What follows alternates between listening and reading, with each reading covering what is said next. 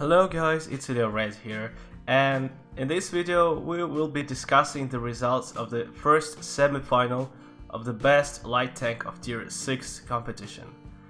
In this competition we had 3 light tanks in this semi-final, T37, MT25 and VK2801. I played 10 battles on each tank, I recorded some data and I'm ready to present it to you. I made some analysis. And, well, let's have a look at the table.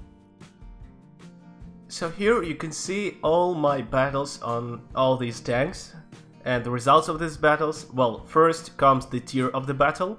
For example, on MT25, the first battle was a tier 9 battle on Malinovka map, and the battle ended with a defeat, where you see a minus there, and it's also in orange, which means it's a defeat.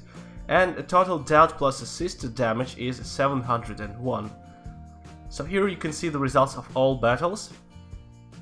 And as usual, we cross out 2 weakest battles in terms of damage for each light tank, because you can be unlucky sometimes, or you did something stupid in the very beginning. So we want to compare light tanks as purely scouts in their scout capabilities, not in their luck. So let's see how the table looks like if we cross out 2 weakest battles for each tank. So now we are ready to do some analysis here. I have to admit that on the stream we were very unfortunate, like the first 7 battles were all defeats and it wasn't going really well in terms of victories and losses, but still we got quite nice results nevertheless. I wish we had more victories, then the results would be better. But still, let's assess the win rate of MT25, VK2801 and T37, and it turned out to be not so great. You see that it's 50% for MT25, 70% for VK2801, although it started poorly on VK, it got really better, and on T37 it's disastrous 40%. And among top 8 battles, so not counting those battles which will not affect the final result, we have 50% win rate on MT25, 75% win rate on VK, and, well, quite okay results on T37, 50%. At least that's not 40, right? So then comes the average tier of battles of each tank, because it's important. It's hard to fight in tier 9 battles on tier 6 light tanks, because we can meet tier 8 light tanks there, which are much better than we are. It's not that great to fight a lot in tier 7 battles, because enemies don't have so many hit points there. So your scouting limit upper bound is kinda limited. So let's see, MT25 got itself on average into 7.6 tier of battles, and as you can see, within the battles which are not crossed out, there are no tier 9 battles. And that's really great for MT25 because of its poor view range. It can hardly do something in tier 9 battles, especially if there are tier 8 light tanks. So MT25 got lucky there. It got into tier 8 battles, tier 7 battles. It's quite comfortable for this tank. VK2801 got an average into 7.75 tier of battles. So there were several tier 7 battles, a pair of tier 8 battles and a pair of tier 9 battles. Well, that's kind of fair, I think. And T37 had the harshest environment most of the time. It got a lot into tier 9 battles. You can see there are 4 tier 9 battles among top 8. A few tier 8 battles and only 2 tier 7 battles. So average tier is 8.25. I would say T37 got, well, in pretty harsh environments, yeah.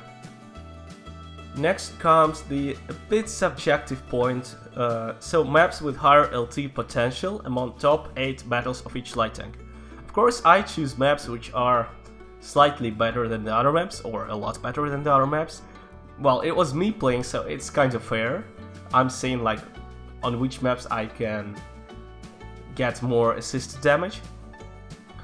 So for MT25 there are 5 maps which I found comfortable among best 8 battles. It's Highway, Malinovka, Swamp, Sand River and Highway once again. VK2801 got on 4 comfortable maps in my opinion. It's Murovanka, Fiery Salient, Murovanka once again, and Fisherman's Bay. Although the best result of VK2801 is on Mountain Pass, I don't think really that this map is so comfortable for a light tank because your capabilities are kinda limited to the first quarter of the battle, and then there is no guarantee that you will get a lot of assisted damage. So that's only 4 for VK2801.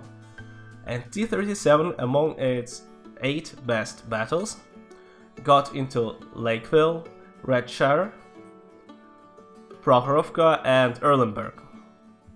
So that's 4 maps. I think it's kind of fair, we don't see any large difference. No light tank got into much more better maps. And for NT25, one extra comfortable light tank map compensates the lack of hit points because of lower tier of battles. So I think it's kind of fair. So that's it for some analysis, and let's get to the conclusion. So which light tank is a winner of the first semifinal? And the winner of this semifinal doesn't automatically go into final, because first we will make a second semifinal, we will then see at all results, and then probably 3 or 4 best light tanks, which showed best results in semifinals, will go into final, no matter in which semifinal they played. So the final results are kinda equal for each light tank, which is probably good, which means that the light tanks are balanced, although there is also some subjectivity because it was me playing light tanks again. But the results are somewhere around 2,500 on average, which is an okay result for tier 6 light tank, I think.